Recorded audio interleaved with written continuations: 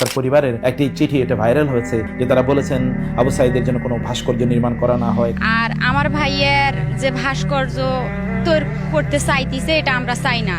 মানে ইসলাম বিরোধী কোনো কাজ আমরা চাই না। আপনাদেরকে মনে রাখতে হবে 2006 এবং 2008-এও কিন্তু অন্তর্বর্তীকালীন সরকার ছিল, তো তারা কিন্তু কেউ তাদের অধিকাংশ দেশ থেকে পালাতে হয়েছে বা এরকম একটা অবস্থা। অন্যায়ভাবে মানুষকে যে গুম করা হয়েছিল, বিশেষ করে আয়না ঘরের কথা বলছি, আয়না ঘরের কথা বলে তো চিৎকার করে কাঁদতে মনে চায়। যে পরিমাণ জুলুম এবং নির্যাতন শিকার হয়েছে মানুষ, এগুলো ফাইন্ড আউট করা দরকার। কারা এই আয়নাঘর তৈরি করছে, এর সাথে কারা জড়িত। আসসালামু আলাইকুম ওয়া রাহমাতুল্লাহি ওয়া বারাকাতুহু। বিসমিল্লাহ ওয়াসসালাতু ওয়াসসালামু আলা রাসূলিল্লাহ ওয়া বা'দ। কেমন বাংলাদেশ চাই? অন্তর্বর্তীকালীন সরকারের কাছে আমাদের প্রত্যাশা কি, আমাদের দাবি কি, তাদের প্রায়োরিটি কি হওয়া উচিত? এই অভ্যুত্থানের পরবর্তীতে এই রাষ্ট্র কিভাবে পরিচালিত হবে, সেই বিষয়ে আমাদের অনেক উদ্বেগ রয়েছে, উৎকণ্ঠা রয়েছে, এবং এখন যা ঘটছে সেটি নিয়েও আমাদের অনেক উৎকণ্ঠা রয়েছে। সামনে তার পথ পরিক্রমা নিশ্চয়ই সহজ হবে না, সেটি আমরা সকলেই বুঝতে পারছি। এখানে অনেক কনসার্ন আছে, অনেক চ্যালেঞ্জ আছে। সেই চ্যালেঞ্জগুলো আমাদেরকে একটু ভালো করে বোঝা দরকার। প্রথমে আমরা বলবো যে আজকের যদি কেউ দাবি করে থাকেন যে এটি বিজয়, তাহলে এর সূচনা অনেক আগেই হয়েছে। সেটি যদি আপনি সেই 5ই মে শাপলা চত্বরের কথা বলেন, তাহলে সেখানে যে রক্ত ঝরেছে, অথবা তারপরে ওলামায়ে কেরামের যে অসংখ্য ওলামায়ে কেরামের তাদের রক্ত ঝরেছে, চোখ থেকে পানি পড়েছে, তারা যে জুলুম এবং নির্যাতনের শিকার ছিলেন, অসংখ্য আয়নাঘরে তাদেরকে যে বন্দি করে রাখা হয়েছে, সেগুলো কিন্তু আলটিমেটলি কালমিনেশন হয়েছে এখানে এসে। এরপরে আপনাদের তো অনেক অসন্তুষ্টি ছিল, ইত্যকার মিলে আমরা এখন যে অবস্থায় দাঁড়িয়ে আছি, সেটিকে যদি আমরা নতুন রূপে যদি বাংলাদেশকে দেখতে চাই, তাহলে আমাদের করণীয় কি, সে বিষয়টি একটু আমরা আপনাদের কাছে তুলে ধরতে চাই। আমরা যে প্রথম বিষয়টি আপনাদের সামনে উল্লেখ করতে চাই, তা হলো চারিদিকে ভয়ঙ্কর শঙ্কা তৈরি হয়েছে, আশঙ্কা তৈরি হয়েছে, এবং আশঙ্কা কিন্তু আছে। মানে যারা চলে গেছেন তাদের লোকজন আছে, এবং এখানে প্রচুর পরিমাণ অস্ত্র লুট হয়েছে। আমাদের যারা আইন প্রয়োগকারী সংস্থার লোকেরা যারা ছিলেন, তাদের স্থাপনাগুলো জ্বালিয়ে পুড়িয়ে দেওয়া হয়েছে, তাদের অস্ত্রগুলো নাই। এছাড়া এখানে ভিনদেশি লোকেরা তো এখানে সক্রিয় ছিল এবং তারা আছে এখানে। এই জায়গাগুলো কিন্তু খুবই গুরুত্বপূর্ণ, অতএব এখানে সিকিউরিটির ইস্যুগুলো খুবই গুরুত্বপূর্ণ অবস্থায় আছে। আমাদের এই জন্যে প্রথমত আমরা যে কথা বলবো, যে তাহলে যে আল্লাহ সুবহানাহু ওয়া তাআলার কাছে কৃতজ্ঞতা আমাদের আদায় করা দরকার, যে আল্লাহ সুবহানাহু ওয়া তাআলা অনুগ্রহ করে যদি এটি বিজয় হয়, তাহলে এটা আল্লাহর পক্ষ থেকে এসছে। আর পরীক্ষা যদি হয়, তাও আল্লাহ সুবহানাহু ওয়া তাআলার পক্ষ থেকে। কিন্তু আমাদের এই বিজয়কে ধরে রাখার জন্য ইযা জাআ নাসরুল্লাহি ওয়াল ফাতহু ওয়া রাআইতান নাসা ইয়াদখুলুনা ফি দীনিল্লাহি আফওয়াজা, অথবা ইন্না ফাতাহনা লাকা ফাতহাম মুবিনা লিয়াগফিরাল্লাহু লাকা মা তাকাদ্দাম মিন যামবিকা ওয়া মা তাআখার ওয়ায়ুতিম্মা নি'মাতাহু আলাইকা ওয়া ইয়াহদিয়াকা সিরাতাম মুস্তাকিমা, যে ওয়ায়ানসুরাকাল্লাহু নাসরান আজিজা, সূরাতুল ফাতহে অথবা যদি সূরাতু আন-নাসর, এই দুটো সূরাতে আল্লাহ তাআলা বিজয়ের কথা বলেছেন। বিজয়ের পরে আমাদের কাজ কি? আল্লাহর কৃতজ্ঞতা আদায় করা, আল্লাহর প্রশংসা করা, সিজদায় আল্লাহ সুবহানাহু ওয়া তাআলার সামনে লুটিয়ে পড়া। কারণ আল্লাহ ছাড়া এটি কখনোই সম্ভব ছিল না। আল্লাহর সাহায্য ছাড়া সরাসরি আল্লাহর মদদ হয়েছে নিশ্চয়ই আপনাদের উপর, সেই জন্য এটি ঘটেছে। অতএব এটি আমাদের মাথায় রাখতে হবে যে আল্লাহ সুবহানাহু ওয়া তাআলার প্রতি আমাদের কৃতজ্ঞতা আদায় করা দরকার। 2 নম্বর আমাদের টপ মোস্ট প্রায়োরিটি হওয়া দরকার, তাহলে সিকিউরিটি, নিরাপত্তা নিশ্চিত করা। কারণ আপনি দেখতে পাচ্ছেন, শুনতে পাচ্ছেন চারদিকে ডাকাতির ইস্যুগুলো, বিশেষ করে মহাসড়কগুলোতে, সেখানে তো রাতের বেলা বের হওয়া এক ধরনের কঠিনই হয়ে পড়েছে। কারণ প্রচুর পরিমাণ অস্ত্র চারিদিকে ছড়িয়ে ছিটিয়ে আছে, কার কাছে কী অস্ত্র আছে আমরা একেবারেই জানি না। এবং এই আইন প্রয়োগকারী সংস্থার, বিশেষ করে আমরা যদি বলি পুলিশ, যারা এখানে সবচেয়ে বেশি গুরুত্বপূর্ণ ভূমিকা পালন করেন, তারা কিন্তু খুবই ডিমোরালাইজড এবং ডিমোটিভেটেড। আদরে তারা একেবারে ব্রোকেন ডাউন, কারণ তাদের মাধ্যমে অনেক অন্যায় করার চেষ্টা করা হয়েছে। এদের মধ্যে কেউ কেউ যারা নেতৃস্থানীয় ছিলেন, তারা অনেক অন্যায় করেছেন, কিন্তু সাধারণ যদি সৈনিকদের কথা বলি, তারা কিন্তু আপনাদের সাথে বুকে বুক মিলিয়ে, হাতে হাত মিলিয়ে, কাঁধে কাঁধ মিলিয়ে, বন্দুক কিন্তু তারা আপনাদেরকে ধরতে চান নাই। ফলে সৈনিক, এটা ছাত্র এবং জনতা এবং সৈনিকদের এটি কিন্তু একটি যুদ্ধ। এবং আমরা যদি সেনা সদস্যদের কথা বলি, সেখানেও কিন্তু যারা ছিলেন তারাও কিন্তু আপনাদের পক্ষেই তারা কাজ করেছেন। আদারওয়াইজ একটা কাউন্টার রেভলিউশন বা অন্য একটা ভিন্ন চিত্র হতে পারত। ফলে তাদেরকে তাদের কাজে ফিরিয়ে নিয়ে আসার জন্য খুবই আন্তরিকতার সাথে, ভালোবাসার সাথে তাদেরকে ডেকে নিয়ে আসা দরকার, তাদেরকে নিরাপত্তা প্রদান করা দরকার, তাদেরকে সাহস যোগানো দরকার। আমরা আপনাদের পাশে আছি, তাদেরকে নিয়ে কোনো ব্যঙ্গাত্ব করা যাবে না, কোনো কটূক্তি করা যাবে না, সোশ্যাল মিডিয়াতে তাদের বিরুদ্ধে লেখা যাবে না, ইত্যকার কাজগুলো করতে হবে। এবং তাদের স্থাপনাগুলো দ্রুত তৈরি করে দেয়া, তাদেরকে যথাযথ পরিমাণ তাদের অস্ত্র বা ইত্যাদি, তাদেরকে তাদের ওয়েপন্স, আর্মস অ্যান্ড ওয়েপন্স তাদেরকে সরবরাহ করা, এটি খুবই গুরুত্বপূর্ণ। টহলদারি অনেক বাড়ানো দরকার। যারা ছাত্র সমাজ আছেন তাদের বলছি, মসজিদ ভিত্তিক, মাদ্রাসা ভিত্তিক, মক্তব ভিত্তিক অথবা শিক্ষা প্রতিষ্ঠান, বিশ্ববিদ্যালয়, কলেজ, স্কুল ভিত্তিক পাড়া বা মহল্লায় এইরকম যারা সজাগ নাইট ভিজিল অথবা যারা ভিজিলেন্সে যারা থাকবেন তাদের এরকম গ্রুপ তৈরি হওয়া দরকার, বিভিন্ন কমিউনিটি বেসড, যেন তারা পাহারা প্রদান করেন, যেন দুর্বৃত্তরা কোনো একটা অঞ্চলে বা কোনো একটা জায়গায় যেন তারা আঘাত না করতে পারেন। এটি আমাদেরকে নিশ্চিতভাবে এই কাজটি আমাদেরকে টপ মোস্ট প্রায়োরিটির মধ্যে রাখতে হবে। এই জায়গায় আমাদেরকে ভুল করা চলবে না, কারণ এই জায়গাতে আমাদের ক্রাইসিস তৈরি হওয়ার সম্ভাবনা রয়েছে। এবং দ্বিতীয়ত যে বিষয়টি আমরা বলবো তাহলে যে আমাদের ইকোনমিক ব্যালেন্স এখানে অবশ্যই তৈরি করা দরকার। মানে অর্থনৈতিকভাবে কিন্তু আমরা একটা পর্যদস্ত অবস্থায় রয়েছি, যে বিশেষ করে যারা ব্যবসায়ী মহল ছিলেন, যারা এতদিন পর্যন্ত প্রায় 15-20 বছর যারা ব্যবসা নিয়ন্ত্রণ করতেন বিভিন্ন কারণে, সাধারণত ব্যবসা যারা করেন তারা রাষ্ট্র যারা পরিচালনা করেন তাদের বিপক্ষে তারা যেতে পারেন না, এটা একান্ত স্বাভাবিক কারণে। তো ফলে তারাও কিন্তু বিভিন্নভাবে তারা মানে সাপোর্ট করার কারণে, পূর্ববর্তী রেজিমকে সাপোর্ট করার কারণে জনরোষ তাদের বিরুদ্ধে আছে। ফলে তারা মাঠে নাই, আবার কারো বিভিন্ন স্থাপনাগুলো সেখানে আক্রান্তের শিকার হয়েছে। ফলে তাদেরকে তারা যেন সক্রিয় হন, অথবা তাদের পরিবর্তে যারা ব্যবসা বাণিজ্য পরিচালনা করবেন সেই জায়গাগুলো যেন সক্রিয় হয়। কারণ সাপ্লাই চেইনের ব্যাপার আছে, যে প্রোডাকশন ঠিকমতো হতে হবে এবং সেগুলো আবার মানুষের কাছে দোরগোড়ায় পৌঁছে যেতে হবে। বিভিন্ন জায়গা থেকে যেগুলো ট্রেডিং মানে এক্সপোর্ট অ্যান্ড ইম্পোর্ট, এগুলোকে যথাযথভাবে রাখতে হবে। এবং আমরা এই জন্য বলবো যে রাষ্ট্র যারা পরিচালনা করছেন ব্যবসায়ীদেরকে আপনারা আলাদাভাবে তাদের প্রতি নজর দেন।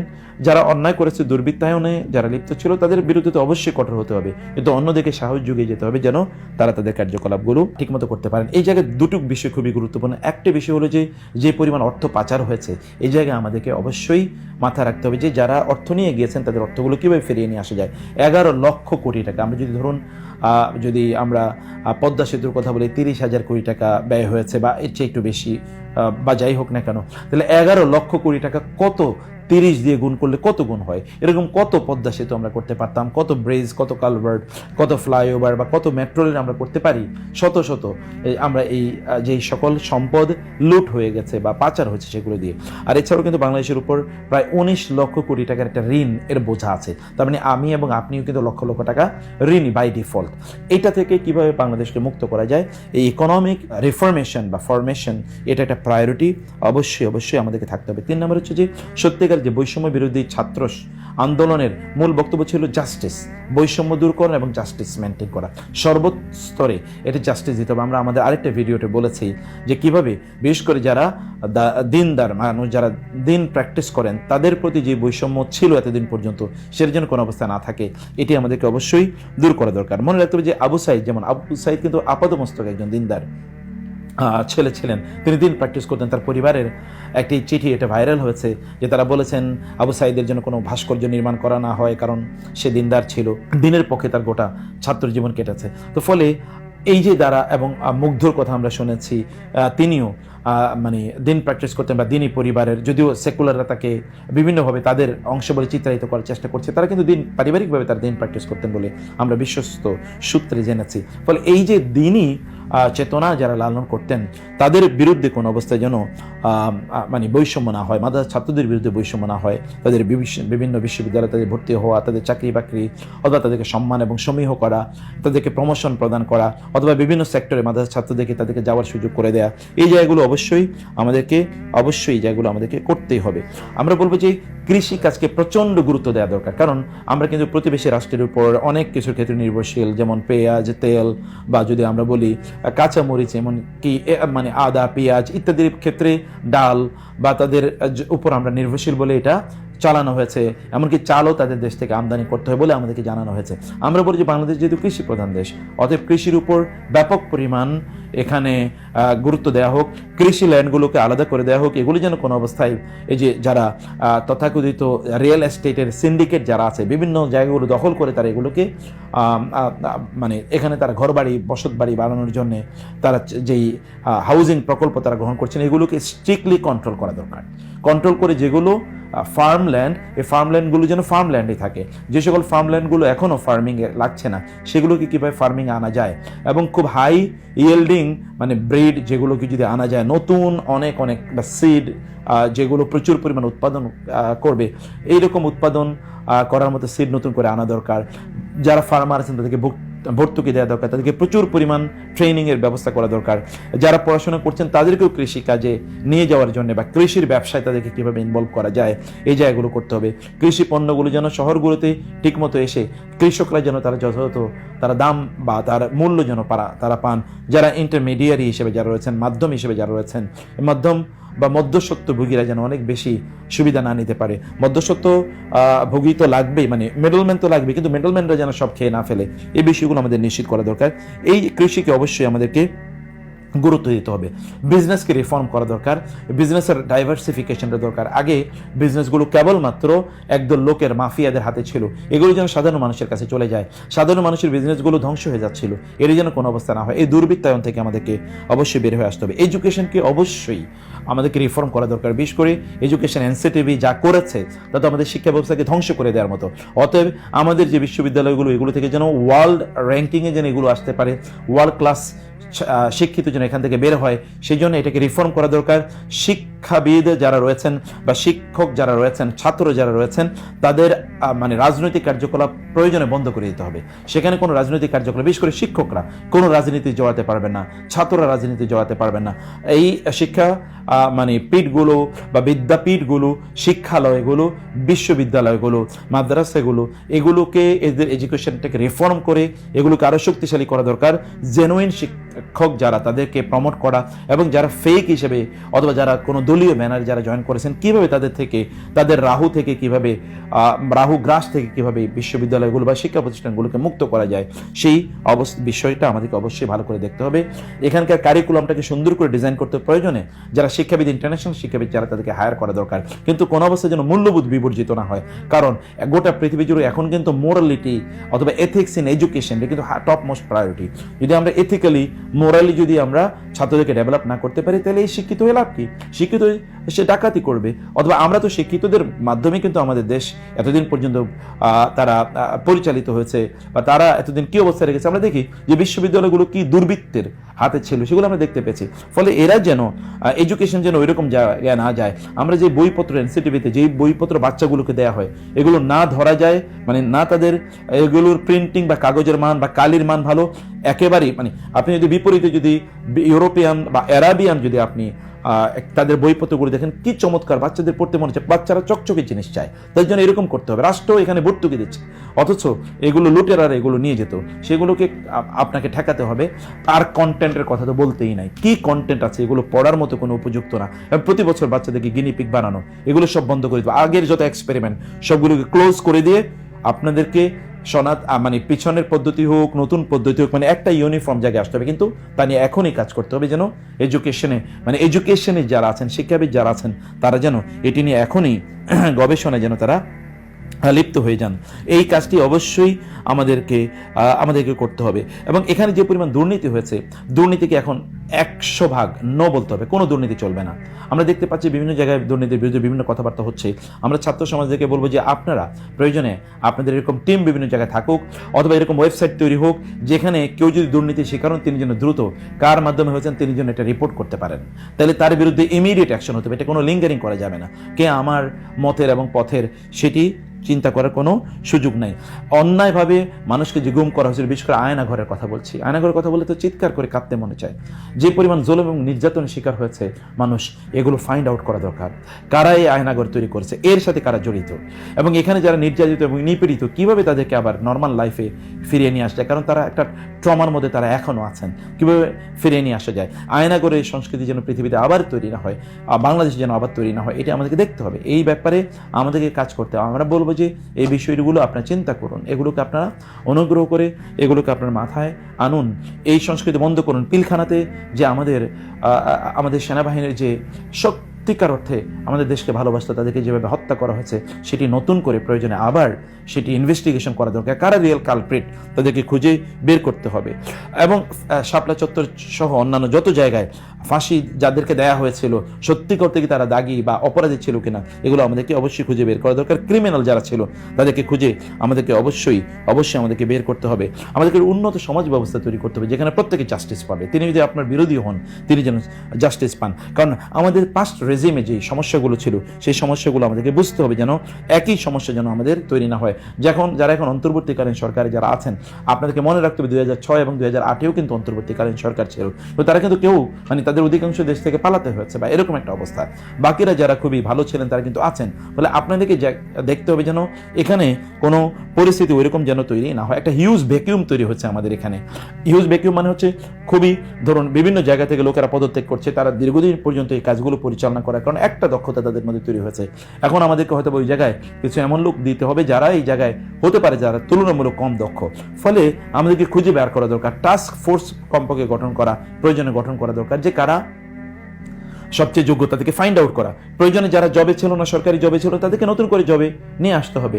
জবে দিতেই হবে, এর জন্য ধারাবাহিকতা থাকতে হবে, নট নেসেসারিলি সকল জায়গায় একই অবস্থা। বিশ্ববিদ্যালয়গুলোতে এটা হতে পারে, আপনার সেক্রেটারিয়েটগুলোতে সচিবালয়গুলোতে এরকম হতে পারে, সরকারি বিভিন্ন প্রতিষ্ঠানগুলোতে একই ঘটনা ঘটতে পারে যে আপনি এরকম লোক যারা যদি মনে করেন যে তারা যোগ্য, তাহলে তাদেরকে ফাইন্ড আউট করে তাদেরকে ক্রাশ প্রোগ্রাম হিসেবে তাদেরকে নিয়োগ দেওয়া হোক, তারা এই কাজগুলো পরিচালনা করবে। এটি নাহলে যে একটা ভ্যাকিউম তৈরি হয়েছে, অ্যাডমিনিস্ট্রেটিভ ভ্যাকিউম, এটি কিন্তু আমরা কোন অবস্থায় এটি দূর করতে পারবো না।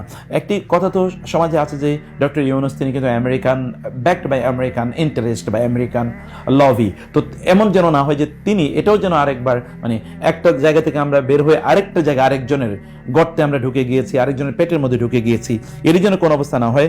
আমাদেরকে এই জায়গায় খুব গুরুত্বপূর্ণ ভূমিকা আমাদেরকে এটা পালন করতে হবে। এবং অন্যান্য যে সকল পলিটিক্যাল পার্টি আছে তাদের সাথে প্রয়োজনে আলোচনা করা, যেন একটা স্ট্যাবিলিটি কীভাবে তৈরি করা যায় সেটি রক্ষা করতে হবে। একটা ম্যাসিভ ইকোনমিক গ্রোথ কিন্তু আমরা ফরমার যে রেজিম পূর্বের সরকারের সময় একটা ভালো একটা ইকোনমিক গ্রোথ ছিল, সেটি আপনি দেখতে পেয়েছেন। এই গ্রোথটা যেন রক্ষা করতে পারি আমরা। কেন কেউ যেন আমাদেরকে না বলতে পারে যে না আগেই তো আমরা ভালো ছিলাম, এই কথা যেন না বলতে পারে, কারণ এই কথা বলার মতো লোক ব্যাপক পরিমাণে বিভিন্ন জায়গায় আছে। এখানে ছাত্রদের অসন্তুষ্টির আরেকটি কারণ যেটি ছিল তা হলো যে জব, যথেষ্ট পরিমাণ জব আসলে বাজারে ছিল না, অতএব জব তৈরি করা দরকার, অথবা তাদেরকে স্কিল তাদের মধ্যে তৈরি করা দরকার। প্রচুর পরিমাণ লোক তারা বিদেশে চাকরি করতে যায়, কিন্তু তাদেরকে স্কিল ডেভেলপ করার জন্য কি আমাদেরকে কাজ করতে হবে না? তাদেরকে স্কিল ডেভেলপ করার জন্য, স্কিল ডেভেলপমেন্টের জন্য প্রচুর পরিমাণ ট্রেনিং দেওয়া দরকার। যারা বিদেশে যাবে তাদের ল্যাঙ্গুয়েজ স্কিল, তাদের ওই যে যে কাজ তারা করতে যাবে সেই কাজ রেলেভেন্ট ওয়ার্কের তাদের স্কিল, এরকম স্কিল ডেভেলপ করার জন্য রাষ্ট্রীয় দায়িত্ব পালন করতে হবে যে কেউ কোনো আনস্কিল লেবার বিদেশে যেতে পারবে না, আনস্কিল লেবার না। আবার এই জায়গায় খুবই গুরুত্বপূর্ণ একটা বিষয়, তাহলে যে যারা আমাদের দেশের আপনাদের সাথে সংহতি মিলিয়ে বিভিন্ন দেশে যেমন আরব আমিরাত সহ অন্যান্য জায়গায়, কাতার, বিভিন্ন জায়গায় যারা আন্দোলন করেছিল, বিক্ষোভ করেছিল, তারা কিন্তু অনেকেই জেলে আছেন। তো তাদের ব্যাপারে আমাদেরকে তাকাতে হবে না? বিশেষ করে যারা ফরেন রেমিটেন্স যোদ্ধা যাদেরকে আমরা বলছি, তাদেরকে সম্মান করে কিভাবে দেশে ফিরিয়ে তারা আসার সময় যে কিভাবে তারা সম্মান পাবে, মর্যাদা পাবে, এইরকম এর আগে তো তারা বিভিন্ন এয়ারপোর্টগুলোতে তারা নির্যাতন, নিপীড়ন বা তারা অপমান, লাঞ্ছনা তারা শিকার হয়েছিল। তারা আমাদের অর্থনীতিকে চাঙ্গা করে রাখছে, অথচ তাদেরকে এইভাবে নিগৃহীত করা হতো। এটি বন্ধ করতে হবে। তাদেরকে যেন সম্মান দিয়ে তাদেরকে যেন দেশে যেন তারা আসতে পারে, এই বিষয়গুলো নিশ্চিত করা দরকার। তাদের জন্য আরও নতুন করে কি ইনসেন্টিভ দেওয়া যায় সে বিষয়গুলো করতে হবে। আর যেটা বলছিলাম যে ব্যাপক জব ক্রিয়েশন করতে হবে, যারা যাবে তারা যেন স্কিল লেবার হিসেবে তারা যেন যায়, আনস্কিল লেবার হিসেবে তারা যেন না যায়, এই জায়গাটিতেও আমাদেরকে খুবই দৃষ্টি রাখতে হবে। আমি এই কথাগুলো বলে সর্বশেষ যেই দাবি এখানে আমরা রাখতে চাই তা হলো যে বিজয় কিন্তু এখনো অর্জন হয় নাই। বিজয় তো তখনই অর্জন হবে যখন সমগ্র মানুষের মুখে হাসি ফুটবে, তারা সকলে সুখে থাকবেন, শান্তিতে থাকবেন, তাদের নিরাপত্তা নিশ্চিত হবে, তারা দিন এবং রাতে যখন মনে চায় তখন তারা ঘুরে বেড়াতে পারবেন, তারা কোনো অবস্থায় জুলুমের শিকার হবেন না, তারা কারো মাধ্যমে, না আইন প্রয়োগকারী সংস্থা, না কোর্টে কোথাও তারা নির্যাতনের বা নিপীড়নের বা বৈষম্যের তারা শিকার হবেন না। যে বৈষম্যের বিরুদ্ধে আমরা কথা বলেছি বা আপনারা কথা বলেছেন, সেই বৈষম্য সমাজে এক ফোঁটাও থাকবে না। যদি এটি নিশ্চিত করতে পারি তাইলেই কেবলমাত্র আমাদের এই বিজয়ে সত্যিকার অর্থে অর্জিত হবে। আমরা যেন সকলে মিলে যেন একটা জাতিপুঞ্জ তৈরি করতে, একটা জাতি গোষ্ঠী যেন আমরা জাতীয়তা, আমাদের যেটির কথা আমরা বলছি ইসলামিক বা শরঈ দৃষ্টিভঙ্গি থেকে আমাদের যে ইন্টারেস্ট আছে, কোনো এই ইন্টারেস্ট আবার যেন অন্য কারোর সাথে কনফ্লিক্টিং না হয়। ইসলামের যে ধারণা জাতি এর ইসলামের যে ধারণা, এই ধারণাটাকে সামনে রেখে আমাদের মূলত সামনে আগাতে হবে। সকলে মিলে যেন আমাদের দেশটাকে আমরা তৈরি করতে পারি। এখনও অপরাধীরা সক্রিয় আছে, প্রয়োজনে টাস্ক ফোর্স তৈরি করে তাদেরকে ফাইন্ড আউট করা দরকার। প্রয়োজনে এখানে স্পেশাল ট্রাইব্যুনাল তৈরি করে তাদের বিচারের আওতায় নিয়ে আসতে হবে। এখানে যেন কেউ এনার্কি তৈরি না করতে পারে, কোনো অবস্থায় যেন এনার্কি তৈরি না হয়, কেউ লোকেরা সেখানে অন্যায়ভাবে তারা এখানে মানে অপরাধ করে বেড়াবে, এগুলো যেন কোনো অবস্থায় তৈরি না হয়। আমরা এই জন্য বলবো যে যারা ইনফ্লুয়েন্সিয়াল ওলামায়ে কেরাম আছেন অথবা যারা সোশ্যাল ওয়ার্কার আছেন তাদেরকে কাজে লাগান, প্রয়োজন আপনারা লাগিয়ে আপনারা সমাজটাকে রিফর্ম করার জন্য চেষ্টা করুন। একটা বড় একটা বডি থাকুক, যে বডিটা প্রেশার গ্রুপ হিসাবে আলেমদের মধ্যে বডি থাকুক, ছাত্রদের মধ্যে বডি থাকুক, সাধারণ জনতার মধ্যে বডি থাকুক, এই জায়গাগুলোতে থাকা দরকার। ইন্টেলেকচুয়াল হিসেবে তৈরি করার জন্য, বুদ্ধিজীবী হিসেবে তৈরি করার জন্য মানুষকে আমাদের চেষ্টা করতে হবে। গণমানুষের কাছে গিয়ে গণমানুষের অবস্থাটা বুঝে তাদের চাওয়া পাওয়াকে অবশ্যই ন্যাশনাল পলিসিতে যেন রিফ্লেকশন হয় সেটা আমাদেরকে দেখতে হবে। আল্লাহ তাআলা আমাদেরকে বোঝার তৌফিক দান করে। আল্লাহুম্মা আমিন। আসসালামু আলাইকুম ওয়া রাহমাতুল্লাহি ওয়া বারাকাতুহু।